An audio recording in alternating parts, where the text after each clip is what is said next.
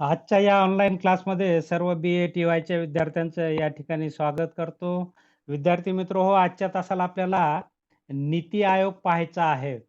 यापूर्वीच्या तासाला आपण 12वी पंचवार्षिक योजना पाहिली.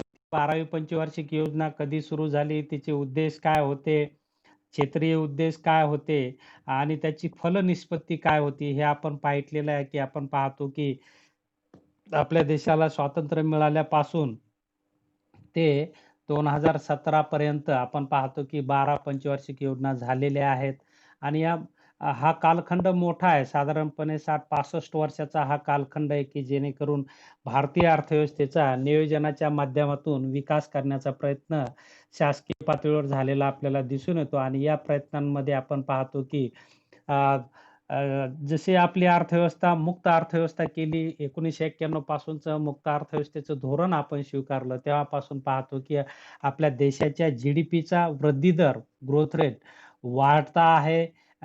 त्यापूर्वी जेव्हा 1990 पर्यंत आपली अर्थव्यवस्था आपण पाहतो की हा वृद्धी दर साधारणपणे 3 ते 4% च्या दरम्यान होता. त्यानंतर 1991च्या नंतर खुल्या व्यापाराचं धोरण आपण स्वीकारल्यामुळे आपण पाहतो की भारतीय अर्थव्यवस्थेचा जी-डी-पीतील वृद्धी दर, जी-डी-पीतील वाढ आपण पाहतो. देशाच्या राष्ट्रीय उत्पन्नातील वाढ आपल्याला म्हणता येईल.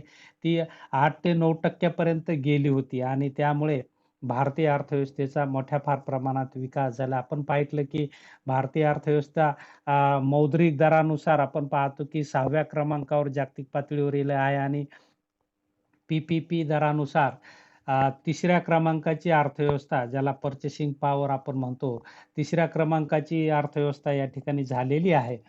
तर अशा प्रकारे भारतीय अर्थव्यवस्थेचा विकास आपण पाहतो की नियोजनाच्या माध्यमातून झालेला आहे आणि नियोजनाशिवाय विकास नाही. नियोजनामध्ये आपण पाहितलं की देशातील उपलब्ध साधन-सामग्रीचा पर्याप्त वापर, योग्य वापर आणि अ, सर्व घटकांना समान न्याय आप दिल्या जातं आणि त्यानुसार वित्तीय तरतूद केल्या जाते. आपण पाहतो की अ, अ, प 12व्या पंचवार्षिक योजनेला खर्चाची तरतूद शासनाने मोठ्या फार प्रमाणात केली होती, जी की 11व्या योजनेच्या दुप्पट होती आणि क्षेत्रीय आपण पाहितलं की त्यामध्ये अ, सामाजिक क्षेत्राला सर्वात जास्त आपण पाहतो की तरतूद झालेली आपल्याला दिसून येते आणि त्याचाच परिणाम अ, असा दिसून येतो की भारतातील दारिद्र्य कमी होण्यास मदत झालेली आहे. त्याचबरोबर आर्थिक विषमता कमी होण्यास मदत झालेली आहे. त्याचबरोबर लोकांचं दरडोई उत्पन्न वाढण्यास मदत झालेली आहे आणि हे सगळे परिवर्तन म्हणजेच विकास असं आपण त्याला म्हणतो. साधारणपणे आपण पाहतो की 10व्या पंचवार्षिक योजनेपासून पंचवार्षिक योजनेचं मुख्य उद्दिष्ट आपण पाहतो की समावेशी वृद्धी असं टार्गेट ठेवण्यात आलेलं आहे की सामाजिक सेवेला सर्वात महत्त्वाचं स्थान दिलेलं आहे, की आपण पाहतो की नियोजनाची आपण काही उद्दिष्टे पाहितलेली आहेत. त्यामध्ये राजकीय उद्दिष्टे आहेत, आर्थिक उद्दिष्टे आहेत आणि सामाजिक उद्दिष्टे आहेत. आपण पाहतो की वेगवेगळ्या पंचवार्षिक योजनांच्या माध्यमातून देशातील उत्पादन, उपभोग आणि वितरणाच्या बाबतीतलं नियोजन या माध्यमातून तर होतंच. त्याचबरोबर सामाजिक सेवांच्या बाबतीतही आपण पाहतो की आपल्या देशामध्ये परकीयांचं राज्य असल्यामुळं भारत कसा गरीब झाला हे आपण पाहितलेलं दादाभाई नौरोजींचा गळतीचा सिद्धांत आपण पाहितलेला आहे. त्यामुळे मोठ्या प्रमाणात दारिद्र्य, बेकारी आणि आर्थिक विषमता निर्माण झालेली आहे. ही विषमता घालवण्यासाठी कृषी क्षेत्रावर आधारित लोकसंख्या जास्त आहे आणि आपण पाहतो की कृषीचं क्षेत्र हे परंपरागत होतं. आता आपण हरित क्रांतीच्या नंतर थोड्याफार प्रमाणात आपण पाहतो की कृषीकडे पाहण्याचा दृष्टिकोन बदललेला आहे. कृषीची उत्पादन आणि उत्पादकता मोठ्या फार प्रमाणात वाढलेली आहे. कृषीवरील आधारित लोकसंख्येचं प्रमाण कमी होऊन म्हणजे छुपी बेकारीचं प्रमाण कमी होऊन आपण पाहतो की ही छुपी बेकारीतील जे बेकार आहेत त्या उद्योग आणि सेवा क्षेत्राकडे शिफ्टिंग बऱ्याच प्रमाणात झालेलं आपल्याला दिसून येतं. अ, त्यामुळे भारताचा संतुलित विकास करण्याचा प्रयत्न जे टार्गेट विविध पंचवार्षिक योजनांच्या माध्यमातून शासन ठेवतं ते आपण पाहतो की काही प्रमाणात यशस्वी झालेलं आपल्याला दिसून येतं, की सामाजिक सेवेमध्ये आपण पाहतो की देशातील जे वंचित घटक आहेत, दलित, आदिवासी म्हणूया किंवा आर्थिकदृष्ट्या दुर्बल आहेत, ज्यांच्या प्राथमिक गरजा पूर्ण झालेल्या नाहीत, अशांसाठी मोठी तरतूद साधारणपणे 10व्या योजनेपासून झालेली आपल्याला दिसून येते आणि आपण पाहतो की मुक्त अर्थव्यवस्थेपासून 1991च्या नंतर आपल्या देशात विदेशी भांडवल, विदेशी गुंतवणूक, विदेशी तंत्रज्ञान, विदेशी टेक्नॉलॉजी ही सगळी आता आपल्या देशात येत आहे आणि त्यामुळे मोठ्या फार प्रमाणात गुंतवणूक होऊन उत्पादन वाढीचा वेग, रोजगार वाढीचा वेग आणि त्यानंतर आपण पाहतो की लोकांच्या उत्पन्नाचा वाढीचा वेगही वाढलेला आहे आणि त्यानुसार आपण पाहिलं की देशाचं दरडोई उत्पन्नही वाढलेलं आहे. तर हे सर्व श्रेय आपण पाहतो की नियोजनाला जातं. परंतु या माध्यमातून 12 पंचवार्षिक योजना आपल्याकडे पूर्णतः कंप्लीट झालेल्या आहेत. शासनानं या पंचवार्षिक योजनांच्या माध्यमातून म्हणजे नियोजनबद्ध असं विकास केलेला आपल्याला दिसून येतो आणि त्याचंच फलित आज आपण पाहतो की एवढी लोकसंख्या असूनही भारतामध्ये वस्तूच्या किमती ह्या स्थिर आहेत. आपण पाहतो की बऱ्याच प्रमाणात भारतीय अर्थव्यवस्था ही इतर राष्ट्राच्या तुलनेत सक्षम झालेली आपल्याला दिसून येते.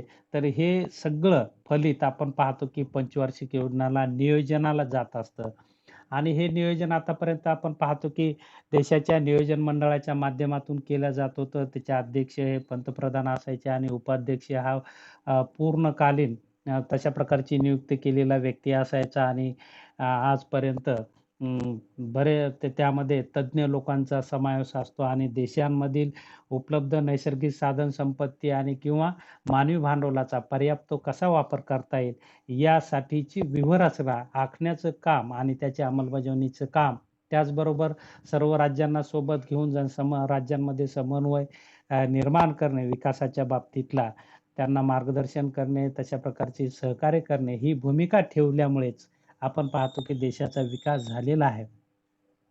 आता थोडंफार प्रमाणात नियोजनाच्या माध्यमात थोडा बदल केलेला आपल्याला दिसून येतो की 1 जानेवारी 2015 ला नीती आयोगाची स्थापना शासनाने केलेली आहे. मोदी गव्हर्नमेंट 2014 ला सत्तेमध्ये आला आणि त्यांनी नियोजन मंडळाचं नाव बदलून नीती आयोग असं नाव ठेवलेलं आहे. NITI नीती आयोग ज्याला आपण म्हणूया, ज्याचा की लाँग फॉर्म आपल्याला सांगता येईल national institution for transforming India, त्याला आपण नीती असं म्हटलेलं आहे.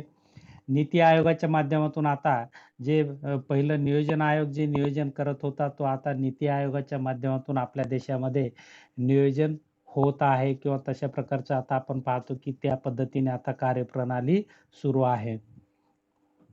तर आता पंचवार्षिक योजनांच्या ऐवजी एक दीर्घकालीन नियोजन देशासमोर ठेवण्याचा प्रयत्न नीती आयोगाच्या माध्यमातून झालेला आपल्याला दिसून येतो आणि त्याचा दरवर्षी आढावा त्यामध्ये घेतला जातो. साधारणपणे आपण पाहतो की जे नियोजन मंडळाचं कार्य आहे त्याच प्रमाणात थोड्याफार प्रमाणात बदल करून तशाच पद्धतीनं थोड्याफार आधुनिक तंत्रज्ञानाचा वापर करून म्हणा किंवा नवनवीन चॅलेंजेस समोर ठेवून म्हणा, त्या बाबतीतली व्यूहरचना तयार करण्याचं कार्य या नीती आयोगाकडून होत असतं आणि तशा पद्धतीने आपण पाहतो की आपल्या देशामध्ये हे कार्य आता सध्या सुरू आहे. प्रस्तावनेमध्ये आपण पाहूया की 1991 पासून सुरू झालेल्या आर्थिक सुधारणांमुळे भारतीय अर्थव्यवस्थेतील समाजवादी प्रवृत्ती कमी झाली व मुक्त अर्थव्यवस्थेकडे प्रवास सुरू झाला. त्यामुळे नियोजनाची गरज कमी होत गेली. नियोजन मंडळाचे काम अनावश्यक वाटू लागले. त्यामुळे 2014 मध्ये स्थापन झालेल्या मोदी सरकारने नियोजन मंडळ बरखास्त करून नीती आयोग स्थापन केला. त्या स्थापनेचे टप्पे या ठिकाणी दिलेले आहेत की 29 मे 2014 रोजी स्वतंत्र मूल्यांकन कार्यालयाने पंतप्रधान मोदींना एक मूल्यांकन अहवाल सादर करून नियोजन मंडळाच्या जागी एखादा नियंत्रक आयोग स्थापन करण्याची शिफारस. नियंत्रक, नियोजन आणि नियंत्रक या 2 शब्दामध्ये फरक आहे. शिफारस केली. त्यानंतर दुसरा टप्पा आहे 13 ऑगस्ट 2014 रोजी केंद्रीय कॅबिनेटने 15 मार्च 1950चा सरकारी अधिनियम रद्द करण्याची मान्यता दिली आणि पंतप्रधानांना नवीन संस्थेचे प्रारूप निश्चित करण्यासाठी प्राधिकृत केले. तिसरा टप्पा या ठिकाणी सांगता येईल 15 ऑगस्ट 2014च्या भाषणात नरेंद्र मोदींनी नियोजन मंडळाच्या जागी चीनमधील राष्ट्रीय विकास व सुधारणा आयोगच्या धर्तीवर एक संस्था स्थापन करण्याची घोषणा केली.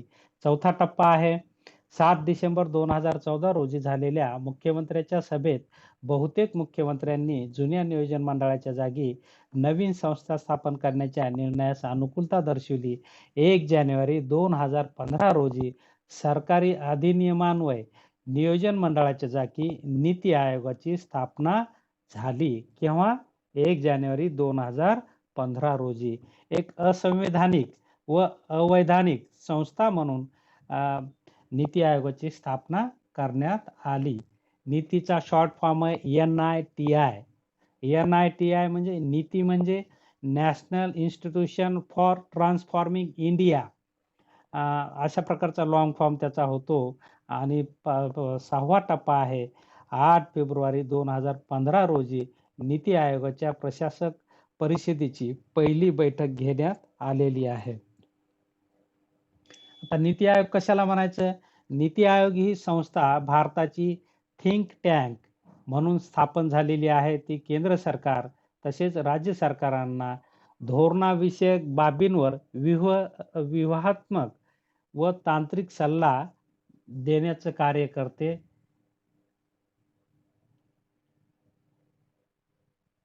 नीती आयोगाची रचना यामध्ये आपल्याला पाहता येईल की नीती आयोगामध्ये आयोगाची पूर्णकालीन संघटनात्मक रचना, प्रशासकीय परिषद, प्रादेशिक परिषदा इत्यादींचा त्यामध्ये समावेश होतो. नीती आयोगाची पूर्णकालीन संघटनात्मक यंत्रणा त्यामध्ये आपल्याला full time organisational framework of NITI Aayog यामध्ये काही सांगता येईल की नीती आयोगाचे अध्यक्ष हे पंतप्रधान असतात. आता रिकाम्या जागामध्ये असंच येते की नीती आयोगाचे पदसिद्ध अध्यक्ष कोण असतात? मग मुख्यमंत्री, पंतप्रधान, पंतप्रधान, गृहमंत्री अशा प्रकारचे, संरक्षण मंत्री अशा प्रकारचे ऑप्शन दिले जातात आणि रिकामी जागा विचारल्या जाते. तर तुम्हाला लक्षात पाहिजे की नीती आयोगाचे अध्यक्ष कोण असतात? पंतप्रधान असतात. त्यानंतर दुसरा उपाध्यक्ष, त्यांची नेमणूक पंतप्रधानामार्फत केली जाते. याच्यावरही प्रश्न येतो की नीती आयोगाच्या उपाध्यक्षाची नेमणूक कोणाकडून केल्या जाते? तर त्यामध्ये मग देतील सर्वोच्च न्यायालय, उच्च न्यायालय, पंतप्रधान वगैरे. तर तुमच्या लक्षात पाहिजे की पंतप्रधानाकडून उपाध्यक्षाची निवड केली जाते. त्यानंतर पूर्णकालीन सदस्यही त्यामध्ये असतात, त्यांची नेमणूक पंतप्रधानामार्फत केली जाते. याचा अर्थ नीती आयोगाच्या सगळ्या नेमणुका ह्या पंतप्रधानांच्या माध्यमातून होत असतात. कारण पंतप्रधान हे त्याचे अध्यक्ष असतात आणि पूर्णकालीन काम करण्यासाठी उपाध्यक्षाची निवड त्यांच्या सहमतीने केली जाते. त्यानंतर आंशिक सदस्य महत्तम 2 असतात. यामध्ये प्रमुख विद्यापीठे, संशोधन संस्था इत्यादीमधून पदसिद्ध आधारावर क्रमशः हे नेमले जातात. त्यानंतर पदसिद्ध सदस्य केंद्रीय मंत्रिमंडळातील महत्तम 4 सदस्य पंतप्रधानामार्फत नियुक्ती केले जातात. विशेष आमंत्रित सदस्य यामध्ये पंतप्रधानामार्फत नेमलेले योग्य डोमेन ज्ञान असलेले तज्ज्ञ विशेष तज्ज्ञांचा त्यामध्ये समावेश असतो. त्यानंतर मुख्य कार्यकारी अधिकारी पंतप्रधान भारत सरकारचा सचिव दर्जाचा एका अधिकाऱ्यास निश्चित कालावधीसाठी मुख्य कार्यकारी अधिकारी म्हणून नेमतील. त्यानंतर सचिवालय गरजेनुसार नेमल्या जाईल. तर अशा प्रकारची ही रचना. त्यानंतर प्रशासकीय परिषद, गव्हर्निंग काउन्सिल आपण म्हणतो.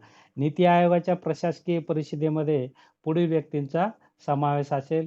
अध्यक्ष, या परिषदेचे अध्यक्ष पंतप्रधान असतात.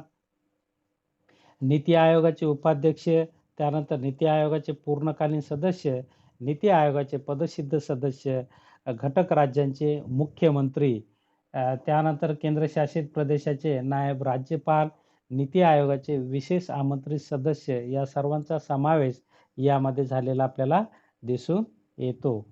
त्यानंतर प्रादेशिक परिषदा 3 भागात हे रचना विभागलेली आपल्याला दिसून येते.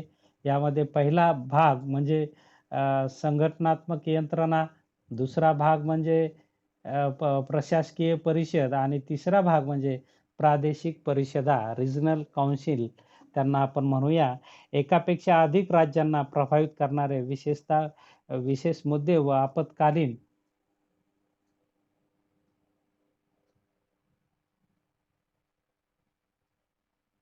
स्थिती हाताळण्यासाठी प्रादेशिक परिषदा स्थापन केल्या जातील. त्यानंतर या परिषदा निश्चित काळासाठी स्थापन केल्या जातील. त्यांना डावपेच म्हणजे स्ट्रॅटेजी तयार करणे व त्याची अंमलबजावणीवर लक्ष ठेवण्याचे कार्य ही परिषद करते. या परिषदांचे संयुक्त अध्यक्षपद प्रदेशातील राज्यांपैकी एका राज्याचे मुख्यमंत्री क्रमशः व त्या संबंधित विषयाचा केंद्रीय मंत्री यांच्यामार्फत संयुक्तरित्या धारण केले जाते.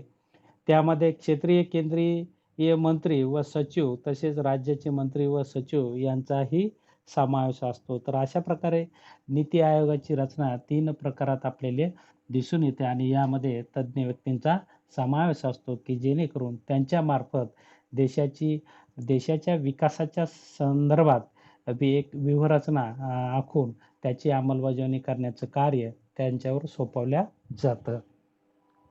आता नीती आयोगाचे आपण कार्य पाहायचे आहेत. नीती आयोगाची कार्य त्यामध्ये आपल्याला 1 नंबरला पहिलं कार्य आहे की राज्याच्या सक्रिय सहभागाद्वारे राष्ट्रीय उद्दिष्टांच्या संदर्भात राष्ट्रीय विकासाचे अग्रक्रम, क्षेत्रे व डावपेच याबाबत सामायिक दृष्टिकोन विकसित करणे.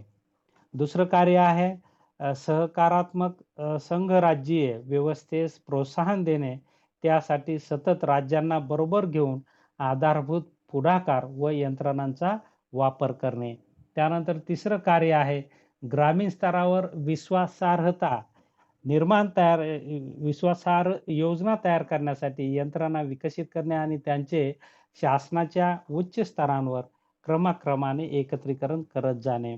त्यानंतर चौथं कार्य आहे आयोगाकडे संदर्भित करण्यात आलेल्या क्षेत्रांशी संबंधित आर्थिक डावपेच व धोरणांमध्ये राष्ट्रीय सुरक्षिततेचे मुद्दे समाविष्ट करण्यात आले आहेत हे सुनिश्चित करणे. त्यानंतर 5वं कार्य आहे आर्थिक प्रगतीचे पुरेसे फायदे प्राप्त न होणाऱ्या समाजातील वंचित घटकाकडे विशेष लक्ष पुरविणे. 6वं कार्य आहे डावपेचात्मक व दीर्घकालीन योजना व कार्यक्रमाचा आराखडा व पुढाकार तयार करून त्यांच्या प्रगती व उपयुक्ततेवर लक्ष ठेवणे. त्यातून मिळणाऱ्या अनुभवाचा वापर नाविन्यपूर्ण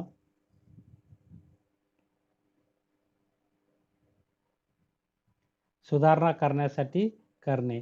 त्यानंतर 7वं कार्य आहे समान मतांच्या राष्ट्रीय व आंतरराष्ट्रीय थिंक टँक, शैक्षणिक व धोरणात्मक संशोधन संस्था यांना सल्ला देणे आणि त्यामध्ये भागीदारी प्रोत्साहित करणे. त्यानंतर राष्ट्रीय व आंतरराष्ट्रीय तज्ञ, व्यावसायिक व इतर भागीदार यांच्या सहयोगी समुदायाच्या माध्यमातून ज्ञान, नवप्रवर्तन ज्याला आपण म्हणतो, उद्योजकीय आधार व्यवस्था निर्माण करणे. त्यानंतर विकास अजेंड्याच्या अंमलबजावणीस गती देण्यासाठी आंतरक्षेत्रीय व आंतरविभागीय मुद्द्यांच्या समाधानासाठी एक प्लॅटफॉर्म उपलब्ध करून देणे. त्यानंतर 10वं कार्य आहे अत्याधुनिक संसाधन केंद्र ज्याला आपण रिसोर्सेस सेंटर म्हणूया चालवण्यासाठी शाश्वत, समन्यायी विकासाची उत्तम पद्धती व सुशासन यावरील संशोधनासाठी एक संग्रह भांडार म्हणून कार्य करणे. त्यानंतर 11वं कार्य आहे कार्यक्रम व पुढाकार यांच्या अंमलबजावणीवर सक्रियतेने लक्ष ठेवणे व त्याचे मूल्यमापन करणे. आवश्यक संसाधनाची ओळख करणे. त्यानंतर 12वं कार्य आहे कार्यक्रम व पुढाकारांच्या अंमलबजावणीसाठी तंत्रज्ञान दर्जावर्धन आणि क्षमता बांधणीवर लक्ष ठेवणे. तर अशा प्रकारची कार्य नीती आयोगाच्या माध्यमातून आज भारतामध्ये केल्या जातात. यामध्ये नवीन भारत 2022 साठी विकास अजेंडा नीती आयोगाने तयार केलेला आहे. तर तो पाहूया.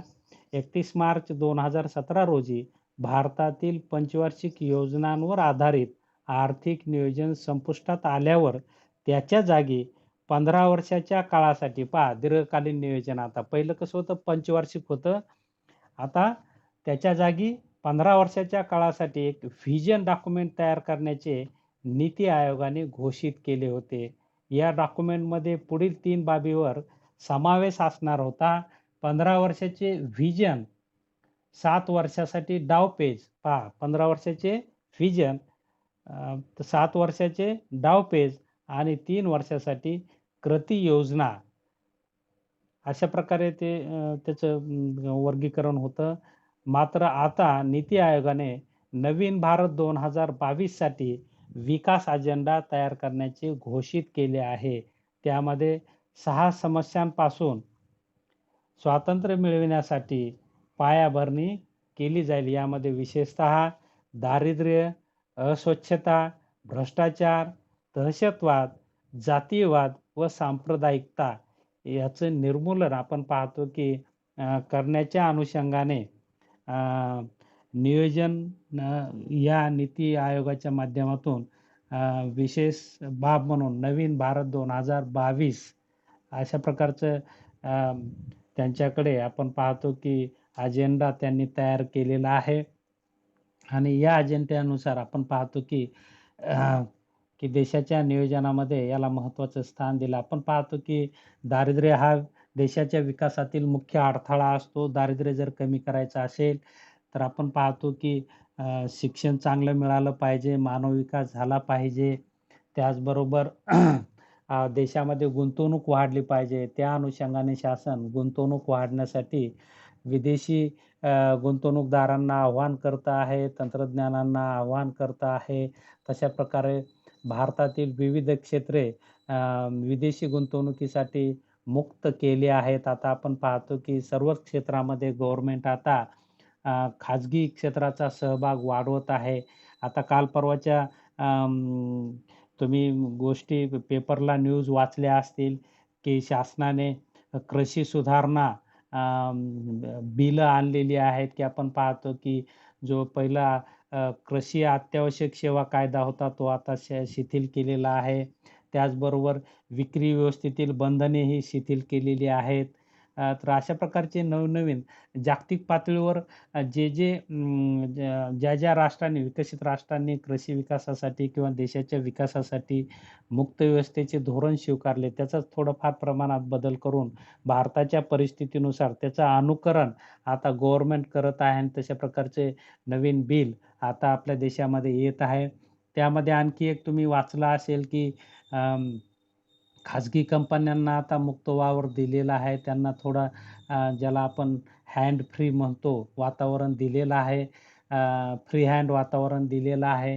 त्यामध्ये आपण पाहतो की त्यांनी एक तरतूद केलेली आहे की आता खाजगी कंपन्यामध्ये पर्मनंट कर्मचारी असेल तर त्याला कॉन्ट्रॅक्टवर आणण्याचं सुद्धा मुभा त्यांनी दिलेली आहे. किंवा 300 कर्मचारी जिथं असतात त्या युनिटमध्ये आपण पाहतो की ते युनिट बंद करण्याचे अधिकार कंपन्यांना दिलेले आहेत. किंवा खाजगी कंपनीमधून एखाद्या कर्मचाऱ्यांना काढायचं असेल तर विदाऊट नोटीस 300 कर्मचारी तशा प्रकारची संस्था किंवा उद्योजक काढू शकतो. तर अशा प्रकारचे म्हणजे उद्योजकाला अनुकूल असे धोरणं कामगारांच्या बाबतीत आपण पाहतो की ही प्रतिकूल स्थिती आहे. कामगारांना यामध्ये सुरक्षा फार कमी आहे. त्यामुळे त्यांची पिळवणूक होईल, त्यामुळे त्यांचे वेतन दर कमी होतील आणि त्यामुळे आपण पाहतो की भविष्यात हे सगळ्या गोष्टी लक्षात येतील. परंतु या पाठीमागे सरकारचा मुख्य हेतू असा असेल की विदेशात तशी स्थिती आहे की आपण पाहतो की परमनंट हा शब्द फक्त भारतीय अर्थव्यवस्थेमध्ये जास्त दिसून येतो.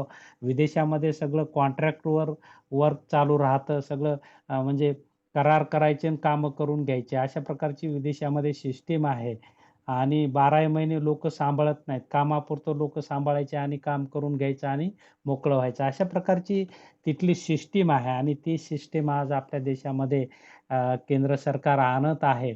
परंतु त्याचा परिणाम त्यामुळे आपण पाहतो की भारतीय अर्थव्यवस्थेतील त्याला परिस्थिती कितपत अनुकूल राहील. कारण आपण पाहतो की विदेशामध्ये श्रमाचा पुरवठा मर्यादित आहे. लोकांकडे लोकांचं राष्ट्रीय दरडोई उत्पन्न मोठ्या फार प्रमाणात आहे. त्या तुलनेत भारतातल्या लोकांचं दरडोई उत्पन्न फार कमी आहे. गरिबी आहे. आपण पाहतो की कुटुंबात एक व्यक्ती कमवतो आणि इतर व्यक्ती बसून खातात. त्यामुळे त्याच्यावर दायित्व मोठ्या फार प्रमाणात आहे. आणि अशा स्थितीमध्ये जर हे नवीन कायदे लागू केले तर मला वाटतं की हे चुकीचं आहे. एखाद्या कर्मचाऱ्यांना ज्या ठिकाणी काम करतो त्या ठिकाणी त्याला सुरक्षितता मिळाली पाहिजे. त्याच्या रोजगाराची हमी मिळाली पाहिजे. त्याच्या वेतनाची हमी मिळाली पाहिजे. नाहीतर आपण पाहतो की पुन्हा वेठबिगारी येऊ शकते. कारण भारतात तशा प्रकारची स्थिती नाही. भारतात मोठ्या फार प्रमाणात गरिबी आहे. 80% लोक आजही आपण पाहतो की जेमतेम जीवन जगतात. भारतातले 80% लोक जेमतेम जीवन जगत आहेत. त्यांच्याकडे फार मोठी संपत्ती नाही. त्यांचा संसार सगळा हातावर आहे आणि हातावरचं जर त्यांचं काम जर गेलं तर आपण पाहतो की त्यांच्यावर मोठ्या फार प्रमाणात आर्थिक संकट ओढावतं आणि तशा प्रकारचे जर कायदे आले आता आणि येत आहेत आणि त्याची अंमलबजावणी झाली तर यामध्ये मला वाटतं की थोड्याफार प्रमाणात एक सामाजिक, आर्थिक अ, अडचणी निर्माण होऊ शकतात आणि त्यातून स्थिरता एखाद्या वेळेस निर्माण होऊ शकते. अशा प्रकारच्या शक्यता सांगता येत नाहीत. भविष्यकाळच आपल्याला ते सगळं सांगेल. परंतु ही आव्हाने अशा प्रकारची भारतीय अर्थव्यवस्थेसमोरील असलेली आपल्याला दिसून येतं आणि या बाबतीतलं सगळं नियोजन हे नीती आयोगाच्या माध्यमातून होत असतं आणि तशा प्रकारचा सल्ला पंतप्रधानाला देत असतं किंवा मंत्रिमंडळाला देत असतं. तर थोडक्यात या पद्धतीने भारतामध्ये आता नियोजनाचं कार्य नीती आयोगाच्या माध्यमातून केल्या जातं. तर या पद्धतीने नीती आयोग ची स्थापना, नीती आयोगाचे उद्देश, त्यानंतर नीती आयोग कशाला म्हणायचं, त्यानंतर नीती आयोगाचे कार्य आणि त्याचा अजेंडा या सगळ्या गोष्टी आपण या तासाला पाहितलेल्या आहेत. आपण या तासाला उपलब्ध झालात, शांतपणे ऐकून घेतलं त्याबद्दल आपल्या सर्वांचे आभार व्यक्त करतो आणि या ठिकाणी थांबतो. धन्यवाद.